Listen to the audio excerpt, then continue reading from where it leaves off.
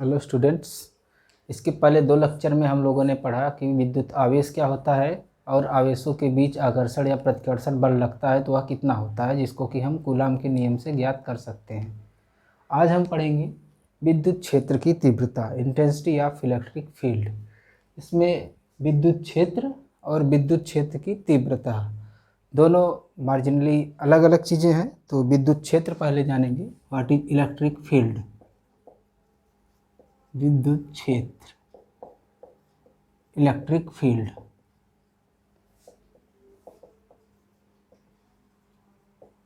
होती क्या है? इलेक्ट्रिक फील्ड ये विद्युत का क्षेत्र है, किसी आवेश का है, एक प्लस चार्ज हो अथवा माइनस चार्ज हो या बहुत सारे चार्ज उसका ग्रुप हो, ढेर सारे क्लस्टर ऑफ चार्ज है, ग्रुप ऑफ चार्ज है या एक चार्ज है।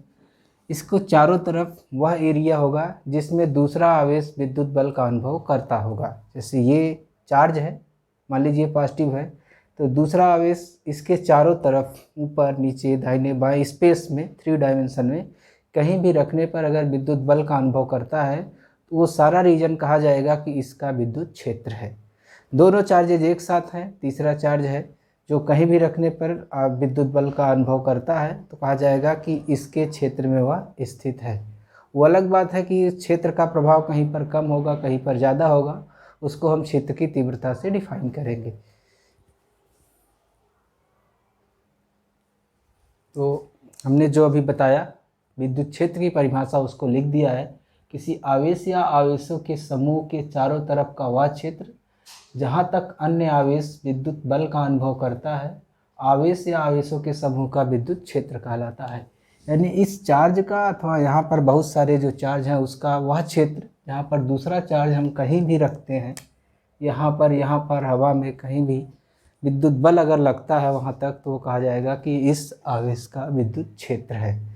मतलब जो क्षेत्र है, जैसे किसी का प्रभाव क्षेत्र होता है, कहाँ तक उसका प्रभाव है वह कहा जाता है उसका क्षेत्र, एरिया। विद्युत क्षेत्र की तीव्रता, इंटेंसिटी ऑफ इलेक्ट्रिक फील्ड, यानी इसका जो विद्युत क्षेत्र है इसमें कहाँ पर फोर्स ज़्यादा लगेगा, कहाँ पर फोर्स कम लगेगा, यानी इस चार्ज का कहाँ पर प्रभाव, यानी कहाँ पर ये ज़्यादा बल लगाएगा, किस बिंदु पर, किस बिंदु पर अधिक बल लगाएगा। यानी इस एरिया में इस समूह की प्रॉपर्टी को विद्युत क्षेत्र की सहायता से हम दिखाएंगे या प्रदर्शित करेंगे। जो परिभाषा दी गई है, एक प्लस Q0 आवेश धनात्मक है, Q0 लिखा गया है, मतलब बहुत ही छोटा आवेश होता है। यह इतना छोटा होता है कि इसके और इसके आकर्षण अथवा प्रतिकर्षण के कारण इसकी पोजीशन नहीं बदलती है। पोजीशन बदलने पर ये जैसे प्रतिकर्षण लगाया, ये दूर चला गया तो ये दूरी बढ़ जाएगी, प्रभाव क्षेत्र बदल जाएगा। यानी किसी पॉइंट पर विद्युत क्षेत्र की तीव्रता जो हम निकाल रहे हैं वो सही नहीं निकलेगी। या तो ये बहुत ही सूक्ष्म आवेश होता है, धनात्मक इसको परिभाषित किया गया है। इसको परीक्षण आवेश कहा जाता है, टेस्ट चार्ज, धनात्मक परीक्षण आवेश।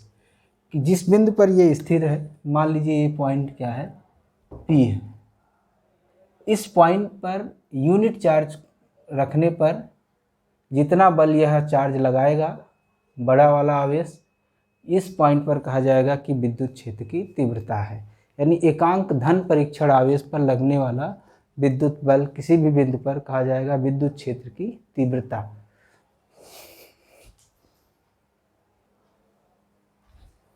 विद्युत क्षेत्र की तीव्रता हमने जो परिभाषा बताया उसी को लिख दिया है कि आवेश या आवेशों के समूह के विद्युत क्षेत्र में, ये आवेश है अथवा आवेशों का समूह है, इसके क्षेत्र में किसी बिंदु पर एकांक धन परीक्षण आवेश, ये याद रखिएगा, ये डिफाइन है, एकांक धन परीक्षण आवेश। यानी एकांक कोई आवेश नहीं कह सकते क्योंकि आवेश धनात्मक भी होता है और ऋणात्मक भी होता है, पर लगने वाले विद्युत बल को उस बिंदु पर आवेश या आवेशों के समूह का, मतलब इस बिंदु पर इसका एक चार्ज का अथवा बहुत सारे चार्जों के समूह का विद्युत क्षेत्र की तीव्रता कहलाता है।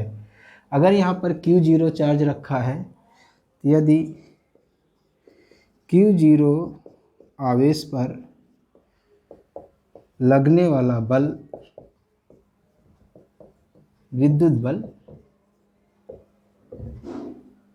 वेक्टर एफ हो तो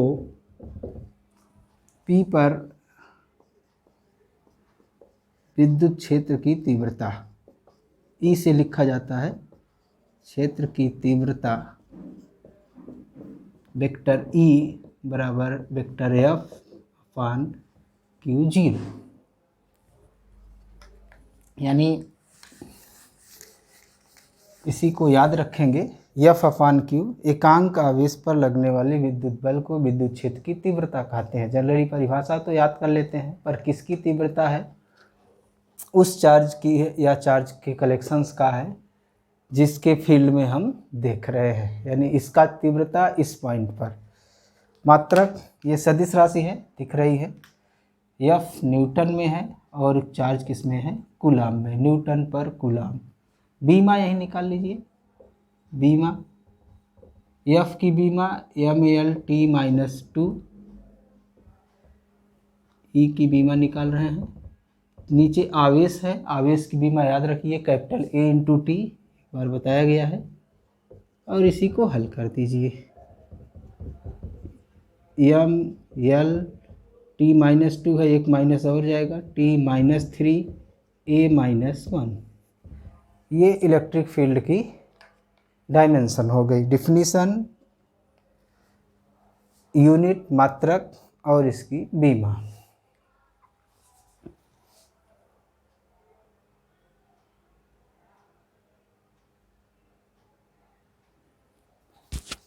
बिंदु आवेश के कारण विद्युत क्षेत्र की तीव्रता, यानी कोई पॉइंट चार्ज है Q, पॉजिटिव है या नेगेटिव है, इससे r दूरी पर विद्युत क्षेत्र की तीव्रता क्या होगी ये ज्ञात करनी है।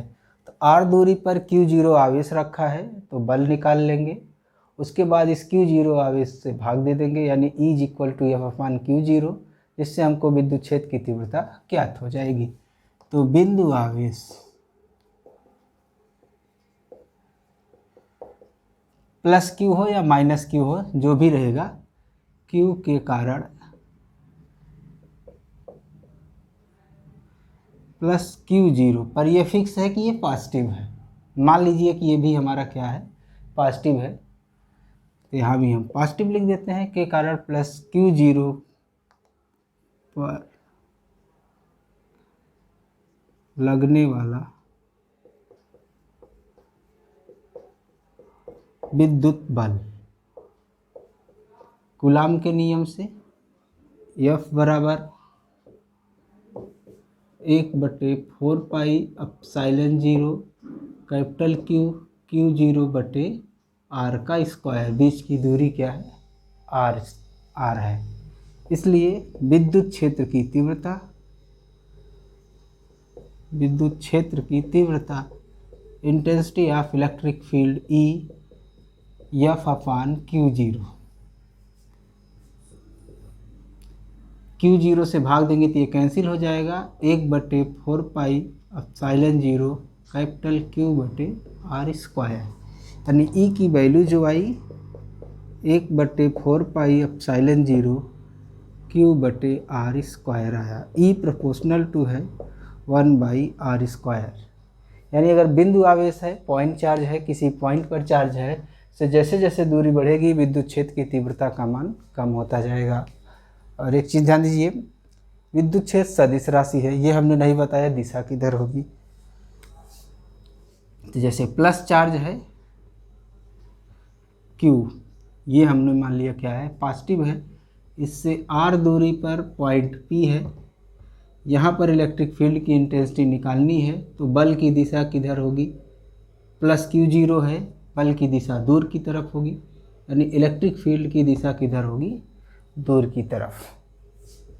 इस पॉइंट पर ये अगर नेगेटिव चार्ज है, r दूरी पर पॉइंट P है, प्लस Q0, क्योंकि परिभाषा में है धन परीक्षण आवेश, ये वाला चार्ज हमको पॉजिटिव लेना है, तो अब फोर्स किधर लगेगा? अंदर की तरफ, यानी इस पर इलेक्ट्रिक फील्ड की दिशा किधर होगी? अंदर की तरफ, ये E की दिशा होगी। यानी पॉजिटिव चार्ज से इलेक्ट्रिक फील्ड की दिशा दूर की तरफ और नेगेटिव चार्ज पर इलेक्ट्रिक फील्ड की दिशा उसकी तरफ होगी, क्योंकि जो परीक्षण आवेश है वो हमारा कैसा है? धनात्मक है। और वेक्टर फॉर्म में हमने कहीं बल नहीं लिखा है। अगर मान लीजिए वेक्टर फॉर्म में लिखते हैं तो क्या हो जाएगा, वेक्टर एफ और यहाँ पर एक यूनिट वेक्टर लगेगा आर कैप। आर कैप की दिशा किधर होगी, दूर की तरफ।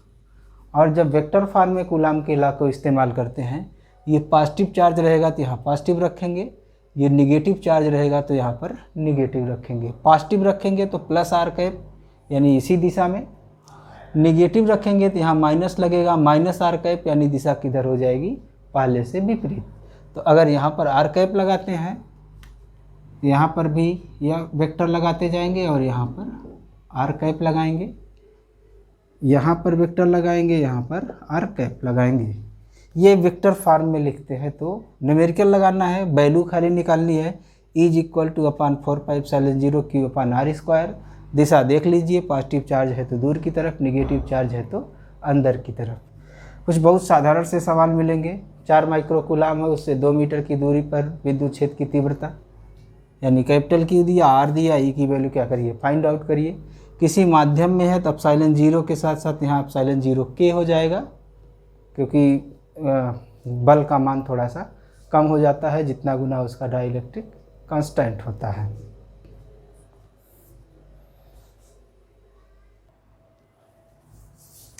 नेक्स्ट टॉपिक हमारा है विद्युत बल रेखाएं, लाइंस ऑफ इलेक्ट्रिक फोर्स।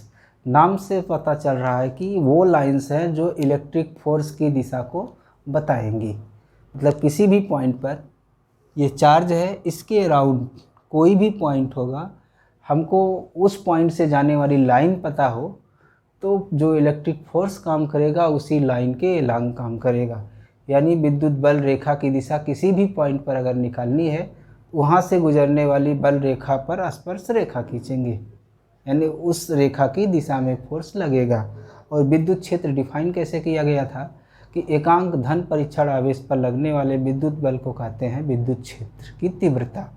और विद्युत क्षेत्र की तीव्रता निकाली गई तो यहाँ पर Q0 आवेश को रखा गया। अब Q0 आवेश को अगर छोड़ दिया जाए, ये बहुत छोटा है, तो जिधर बल लगेगा उस डायरेक्शन में वो भाग जाएगा। जैसे ये पॉजिटिव चार्ज है, अकेले है, इसको मिलाने वाली रेखा ये है, अगर हम इसको छोड़ देते हैं तो ये सीधा क्या करेगा, भाग जाएगा। यानी किसी भी पॉइंट पर जाएंगे तो फोर्स किधर लगेगा, इस डायरेक्शन में लगेगा, पॉजिटिव चार्ज पर, धन परीक्षण आवेश पर।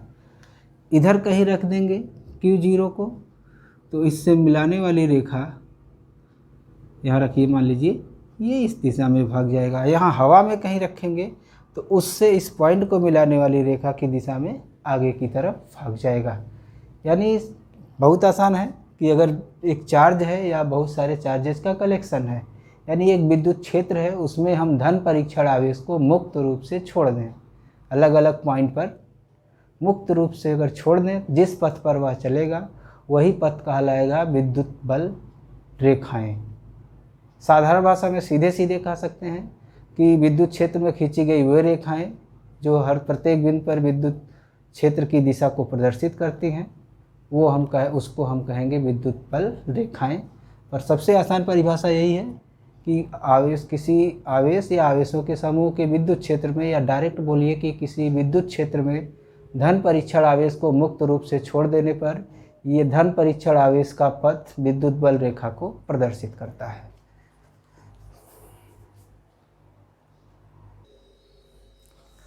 हमने विद्युत बल रेखा की 2 परिभाषा बताया और दोनों को हमने इस समय लिख दिया है कि आवेश या आवेशों के समूह के विद्युत क्षेत्र में धन परीक्षण आवेश को मुक्त रूप से छोड़ देने पर धन परीक्षण आवेश का पथ विद्युत बल रेखाओं को प्रदर्शित करता है, जो कि यहाँ भी हमने बताया था कि कहीं भी धन परीक्षण आवेश को प्लस चार्ज के अगर फील्ड में छोड़ेंगे तो वो उसको मिलाने वाली रेखा के अनुदिश दूर की तरफ भागेगा। अथवा इस तरह से भी कह सकते हैं कि विद्युत क्षेत्र में विद्युत क्षेत्र में खींची गई वे वक्र जिसके प्रत्येक बिंदु पर स्पर्श रेखा उस बिंदु पर विद्युत क्षेत्र की दिशा को प्रदर्शित करती है, विद्युत बल रेखा कहलाती है। यानी जो भी रेखा आप यहाँ पर खींचिए उसके हर पॉइंट पर स्पर्शी खींचें। यहाँ पर वक्र सरल रेखा है तो हर पॉइंट पर स्पर्श रेखा उसी की दिशा में होगी। हर पॉइंट पर वह विद्युत क्षेत्र की दिशा को प्रदर्शित करता है तो कहलाता है विद्युत बल रेखाएं।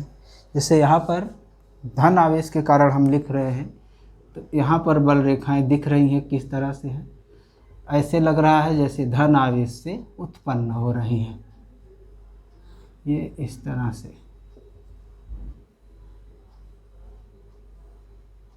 खींचा कैसे गया था, आवेश के समूह में क्षेत्र में Q0 को मुक्त रूप से छोड़ दिया गया, जो दिशा मिली वही कही गई, जो पथ मिला वो कहा गया विद्युत बल रेखाएं। अगर ये धन आवेश होके न होके ऋण आवेश हो जाए, कहीं भी धन परीक्षण आवेश को छोड़ेंगे जो कि पॉजिटिव होता है, वो आकर्षण बल लगेगा, यानी सेम सिचुएशन होगी, बस एरो बाहर की तरफ है, अब एरो किधर हो जाएगी, अंदर की तरफ। तो जितनी भी खींच सकते हैं, ये डिपेंड करेगा कि आपकी पेंसिल पेन जिससे भी खींच रहे हैं वह कितनी पतली है। कोई संख्या नहीं गिनी जा सकती 1 2 3 4, पर ये दिखाई देता है कि कहाँ पर ज़्यादा पास पास है, कहाँ पर दूर दूर है। तो देख रहे होंगे नज़दीक में पास पास हैं लाइंस, और ये दूरी बढ़ने पर इनके बीच की दूरी बढ़ती जा रही है। दूरी बढ़ने पर विद्युत क्षेत्र की तीव्रता घटती है, यानी जहाँ पर लाइंस दूर दूर होती हैं वहाँ पर विद्युत क्षेत्र की तीव्रता कम होती है, अपेक्षाकृत जहाँ पर लाइंस पास पास होती हैं। यहाँ पर भी और धन आवेश से विद्युत बल रेखाएं निकलती हुई प्रतीत होती हैं, यानी निकल रही हैं, और ऋण आवेश पर आकर क्या हो रही हैं, समाप्त हो रही हैं। ये गुण हो गए 2, बाद में लिखेंगे गुण को। और किसी भी बिंदु पर स्पर्श रेखा खींच देंगे तो विद्युत क्षेत्र की दिशा को प्रदर्शित करती हैं। ये तो प्लस चार्ज था और माइनस, ये सिंगल चार्ज से आइसोलेटेड, यानी विलगित धन आवेश के कारण विद्युत बल रेखाएं, विलगित ऋण आवेश के कारण बल रेखाएं। अब अगर दोनों आवेश दो आवेश एक साथ हो, यानी प्लस आवेश 2 हो जाए अथवा 2 माइनस आवेश हो जाए, या एक प्लस हो जाए एक माइनस हो जाए, ये एग्जाम में कई बार आए हैं। प्लस चार्ज और दूसरा भी प्लस चार्ज, 2 आवेश का सिस्टम है जिसके कारण हमको विद्युत बल रेखाएं खींचनी है। इस लाइन पर देखेंगे कि विद्युत बल रेखा कैसी होती है। Q0 आवेश हमारा धनात्मक है, जिसको छोड़कर देखना है कि वह किधर जाएगा। तो ये धनावेश है, ये धनावेश है, ये धनावेश है, ये दोनों बल लगाएंगे इस पर और प्रतिकर्षण बल होगा, और प्रतिकर्षण बल यानी इस दिशा में ये भाग जाएगा। इधर अगर Q0 को रखते हैं तो इधर भाग जाएगा। एकदम बीच में अगर जाएंगे, जितना यह प्रतिकर्षण बल लगाएगा उतना ये भी प्रतिकर्षण बल लगाएगा, वहाँ पर फील्ड की बल की वैल्यू 0 होगी, इसलिए यहाँ से कोई लाइन नहीं गुजरेगी, क्योंकि Q0 वहाँ से जाएगा ही नहीं, वहाँ पहुँच जाएगा तो रुक जाएगा। Q0 को यहाँ पर रखते हैं, अगर यहाँ से दूरी कम है, प्लस Q0 है ये इस पर मान लीजिए इस दिशा में बल लगाएगा, ये चार्ज इसको देखेंगे मिलाएंगे तो ये इस दिशा में लगाएगा। छोटा इसलिए बनाया गया, ये दूरी अधिक है बल कम लगेगा, ये दूरी कम है इसके कारण बल अधिक लगेगा। तो इनका परिणामी जो आएगा वो इस दिशा में आएगा, यानी चार्ज को छोड़ेंगे तो इस दिशा में भागेगा। 2 आवेश हैं, ये यहाँ से Q0 अगर चलेगा तो इस तरह से क्या करेगा, मूव कर जाएगा। तो एक आइडिया बन गया कि बल रेखाएं किस तरह से होंगी, ऐसे होंगी।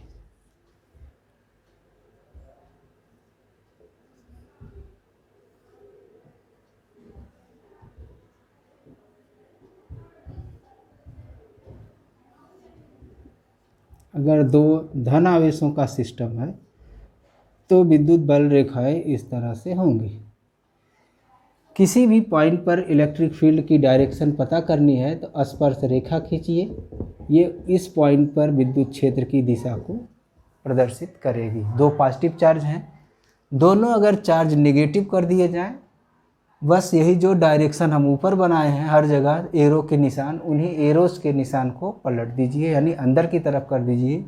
ये पॉजिटिव और पॉजिटिव की जगह नेगेटिव और नेगेटिव हो जाएंगे। पर एक धन आवेश हो और दूसरा ऋण आवेश हो, यानी पॉजिटिव और नेगेटिव चार्ज का सिस्टम है, तब विद्युत बल रेखा कैसी होगी। इसके लिए इनको मिलाने वाली रेखा पर पहले देखेंगे। Q0 को यहाँ पर रखते हैं, मान लीजिए प्लस Q0 को यहाँ पर रखा गया। ये धन आवेश है, इस पर प्रतिकर्षण बल लगाएगा दूर की तरफ। ये ऋण आवेश है, इस पर आकर्षण बल लगाएगा अंदर की तरफ। ये दूरी ज़्यादा है, बल कम लगेगा। ये दूरी कम है, बल अधिक लगेगा। ये वेक्टर बड़ा है, ये छोटा है। परिणामी किस दिशा में मिलेगा? इस दिशा में मिलेगा। इसलिए जो चार्ज होगा वो किस दिशा में भागेगा? यहाँ से इस दिशा में भागेगा। इधर आएंगे, Q0 रखेंगे, प्लस Q0। आकर्षण बल कम दूरी के कारण ज़्यादा होगा, प्लस और प्लस का प्रतिकर्षण बल अधिक दूरी के कारण कम होगा। इसलिए आकर्षण परिणामी होगा यहाँ पर, तो ये ऐसे होगा। बीच में कहीं भी प्लस Q0 को रखेंगे, जो कि छोटा धन परीक्षण आवेश है। ये इसको प्रतिकर्षित करेगा, ये आकर्षित करेगा, यानी प्लस से लाइन निकलेगी, माइनस पर जाकर समाप्त हो जाएगी। यहाँ पर कहीं पर हो अगर आवेश, तब क्या होगा? प्लस Q0, ये इस पर प्रतिकर्षण बल लगाएगा, ये इस पर आकर्षण बल लगाएगा। ये दूरी कम है, ज़्यादा बल, ये दूरी अधिक है, कम बल। परिणामी निकालेंगे,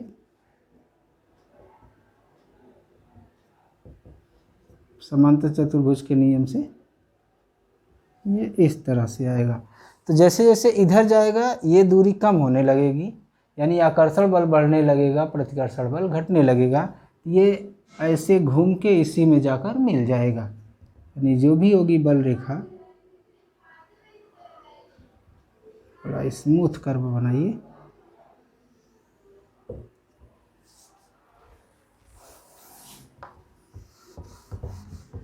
ये समझ में आ गया कि कैसी होगी? यहाँ से चलेंगी और जाके यहाँ पर मिल जाएगी। इधर से भी ऐसे चलेगी, ऐसे जाके मिल जाएगी।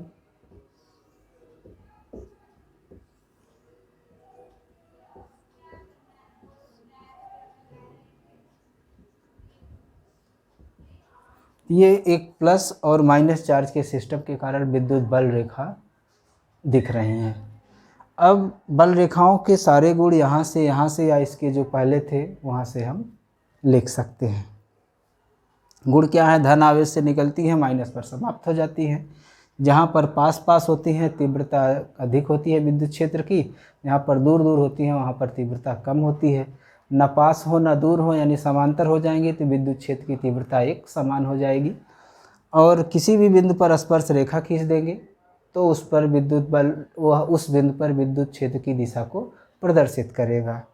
एक लास्ट गुण बताएंगे, फिर उसको समझाएंगे कि ये एक दूसरे को किसी भी बिंदु पर नहीं काटते हैं।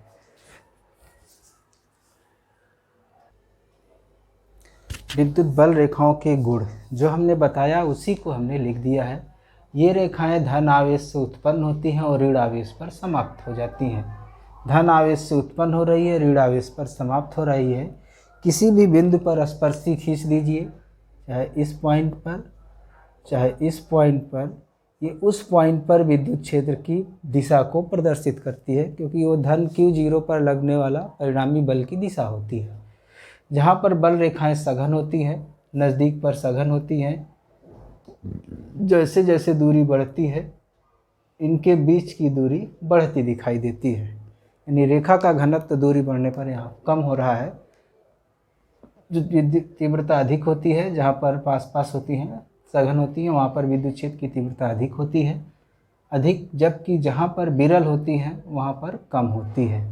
जहाँ पर रेखाएं समांतर हो जाएंगी, बाद में हम पढ़ेंगे कि जब विद्युत बल रेखाएं इस तरह से समांतर होंगी ऐसे, तो वो एरिया कहलाएगा एक समान विद्युत क्षेत्र का, ना तो बढ़ रही है ना ही घट रही है। जहाँ पर रेखाएं समांतर होती हैं वहाँ पर विद्युत क्षेत्र एक समान होता है। विद्युत बल रेखा एक दूसरे को कभी नहीं काटती हैं। Lines of electric force never intersects, ये कभी नहीं काटती हैं। क्यों नहीं काटती हैं? मान लीजिए कि रेखाएं किसी पॉइंट पर ऐसे काट रही हैं, ये कारण पूछा जाता है एग्जाम में कि विद्युत बल रेखाएं एक दूसरे को क्यों नहीं काटती हैं। मान लीजिए ऐसे काट दी इस पॉइंट पर, ये दो लाइन्स ऑफ इलेक्ट्रिक फील्ड हैं, तो इस पॉइंट पर इसके एलांग स्पर्श रेखा खींचेंगे तो ये दिशा मिलेगी, इसके एलांग स्पर्श रेखा खींचेंगे तो ये दिशा मिलेगी। यानी अगर विद्युत बल रेखाएं किसी बिंदु पर एक दूसरे को प्रतिच्छेद करती हैं या काटती हैं तो उस बिंदु पर दो स्पर्श रेखाएं खींची जा सकती हैं जो किसी बिंदु पर दो दिशाओं को प्रदर्शित करेंगी, जबकि किसी भी बिंदु पर विद्युत क्षेत्र की दिशा एक ही होगी, चाहे ये वाली चाहे ये वाली, इसलिए ये नहीं काट सकती। यानी विद्युत क्षेत्र की एक बिंदु पर दो दिशा नहीं हो सकती, इसलिए ये एक दूसरे को कभी नहीं काटेंगी तो दो दिशा संभव, दो स्पर्श खींचने संभव है और दो दिशाएं प्रदर्शित होंगी जो कि गलत है या जो कि असंभव है। तो कारण पूछा जाता है क्यों नहीं काटती हैं, तो सीधा सीधा यही लिखिए, ये इसलिए नहीं काटती है क्योंकि कटान बिंदु पर दो स्पर्श रेखा बनती है जो दिशा को प्रदर्शित करता है, जो कि असंभव है क्योंकि किसी बिंदु पर विद्युत क्षेत्र की दिशा एक ही दिशा में होती है।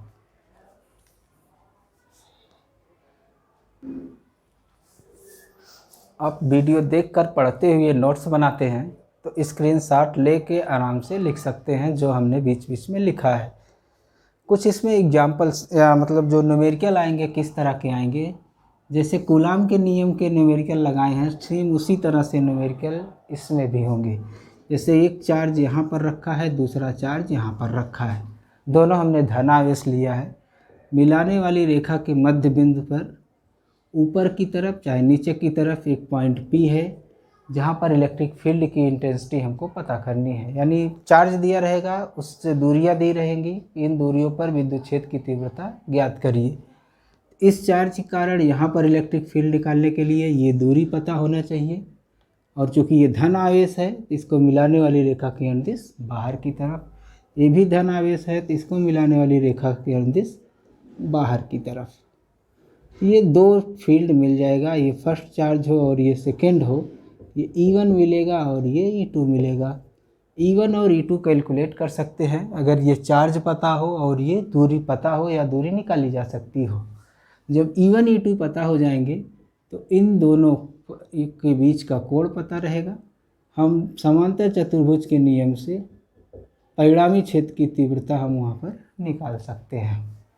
एक चार्ज अगर निगेटिव हो गया, एक फोर्स जो इस तरफ है डायरेक्शन, वो डायरेक्शन किधर हो जाएगी, इसकी वाली डायरेक्शन जो इस तरफ है वह डायरेक्शन किधर हो जाएगी, अंदर की तरफ। यानी अगर ऐसी सिचुएशन बनती है, बनेगी भी, आगे क्वेश्चन बताएंगे, ये इसके कारण दूर की तरफ P बिंदु पर और इसके कारण अंदर की तरफ P बिंदु पर, फिर इन दोनों का परिणामी निकाला जाएगा समांतर चतुर्भुज के नियम से। ये कोण पता हो, अब ये कोण पता रहेगा थीटा, एक वेक्टर A दूसरा वेक्टर B, तो परिणामी √a² + b² + 2ab cos theta से निकालेंगे और इसकी दिशा यहाँ पर दिख रही है किधर है।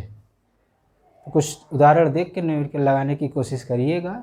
इसके आगे डाइपोल वगैरह नेक्स्ट लेक्चर में पढ़ाएंगे।